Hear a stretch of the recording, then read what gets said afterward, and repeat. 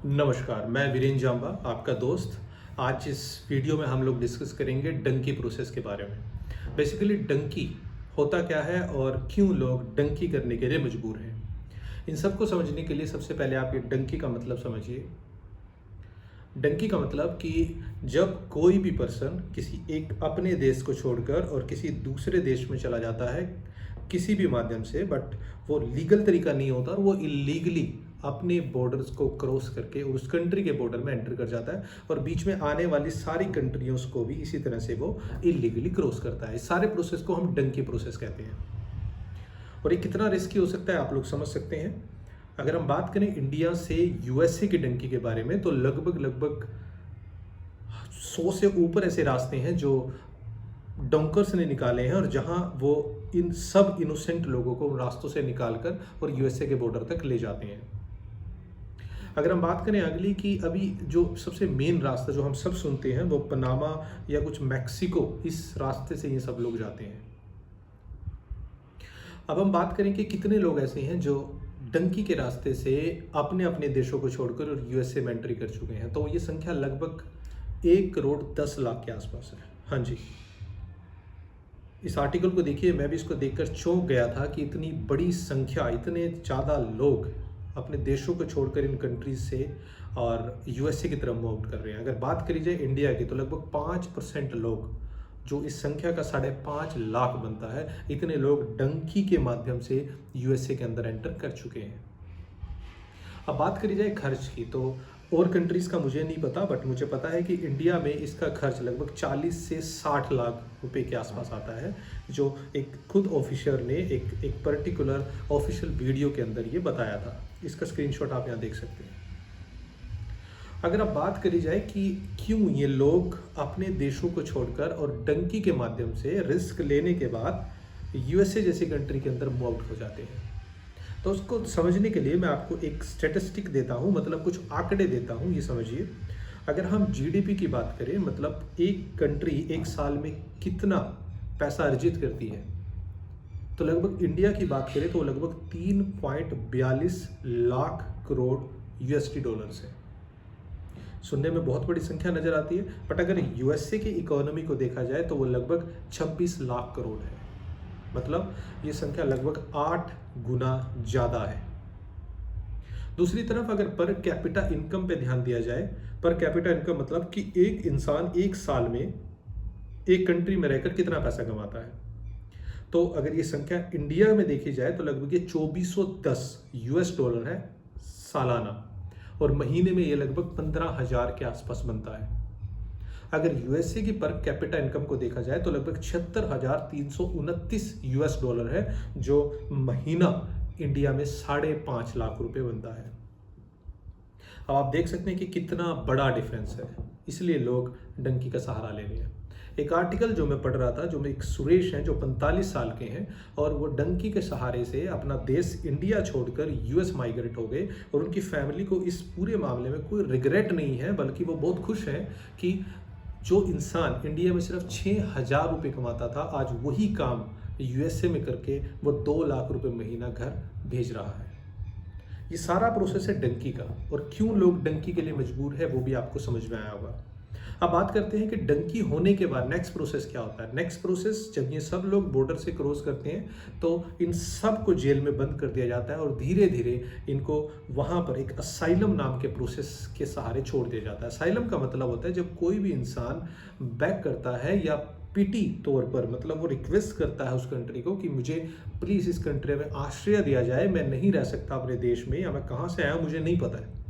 वो कुछ भी फैक्टर करके वहाँ पर एक केस डालता है जो असाइलम के थ्रू जाता है, मतलब एक दया भावना के थ्रू जाता है कि मुझे अपनी कंट्री के अंदर जगह दीजिए, मैं अपने देश में वापस नहीं जा सकता। इस प्रोसेस को असाइलम कहते हैं। और इस असाइलम का सबसे बड़ा बेनिफिट ये होता है कि बिना कोई खर्च करे वहाँ पर पर्सन को वर्क परमिट मिल जाता है, मतलब वो और कैंडिडेट्स की तरह या और सिटीजन्स की तरह उस कंट्री के अंदर काम कर सकता है और बाकायदा टैक्स भी दे सकता है। तो वो पर्सन वहाँ पर काम करता है और जो पैसा कमाता है उस पर टैक्स देता है, और जो पैसा बचता है वो खुद के लिए या अपने घर वालों को उनके देशों में या इंडिया जैसे देश में वापस भेज देता है। असाइलम के बाद एक डिसीजन आना होता है, जो कोर्ट में केस चला जाता है और फिर वो इंसान के केस को ध्यान से पढ़ा जाता है, उसकी डिफरेंट डिफरेंट हियरिंग होती है और उसके बाद डिसाइड किया जाता है कि क्या उस पर्सन को उस कंट्री में जगह मिलेगी या उस पर्सन को परमानेंट रेजिडेंसी या उसके बाद उसको सिटीजन बनाया जाएगा कि नहीं बनाया जाएगा। अगर बात करी जाए स्टैटिस्टिक्स की, तो यहाँ देखिएगा जो ट्रंप के टाइम पे, मतलब लास्ट 3 to 4 years बिफोर, जो सिर्फ सक्सेस रेट ऑफ साइलम था वो लगभग 29% था, जो बाइडन सरकार में 37% हो गया। ये मैं 2021 के आंकड़ों की बात कर रहा हूँ।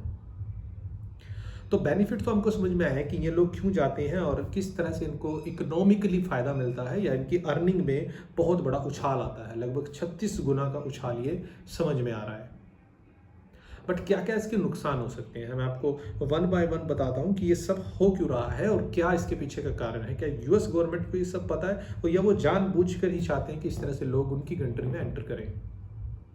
तो सबसे पहली चीज़, जब तक ये केस आपका चलता रहेगा आप कभी भी उस कंट्री को नहीं छोड़ सकते। अगर आप कंट्री को छोड़ते हैं तो शायद आप रिटर्न उस कंट्री में नहीं जा पाएंगे, या आप सिटीजन होने के बाद भी, वहाँ का पासपोर्ट लेने के बाद भी डायरेक्ट उस कंट्री में नहीं आ सकते जिस कंट्री की बदौलत आपको सिटीजनशिप मिली है यूएसए की।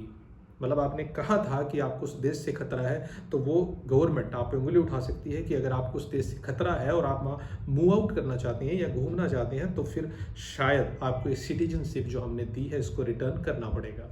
तो पहला नुकसान कि शायद अब उसके बाद आप अपनी कंट्री नहीं आ सकते, शायद 20 साल या 30 साल।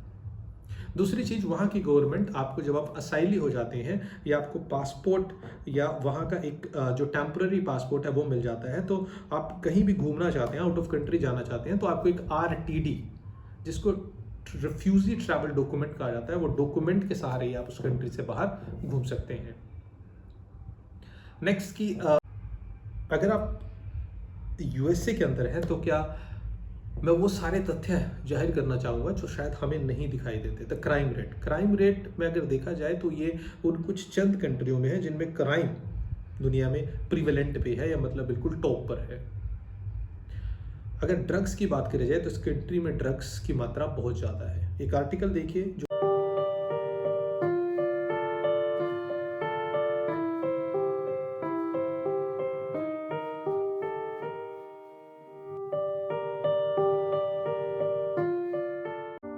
Fentanyl is a highly potent opioid. It's at least 50 times more potent than heroin. People are being exposed to fentanyl without knowing it. And because it's so highly potent, people are dying at unprecedented rates.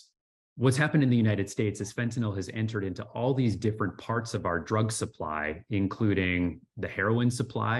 Cocaine, for example, have increasingly been tainted with fentanyl. Pills that are sold on the street that might look like regular prescription pills are very often fake counterfeit pills that have been made with fentanyl in them.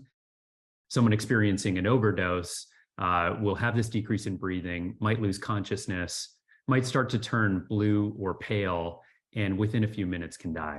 कि एक synthetic opioid की वजह से 60,000 लोगों की death होती है हर साल USA में, सिर्फ ओवरडोज की वजह से, जो 13 साल से लेकर और ये 40 से 45 साल तक के लोग हैं। अगर इस संख्या को और ड्रग्स या हीरोइन के साथ मिला दिया जाए तो शायद ये मिलियंस में चली जा सकती है।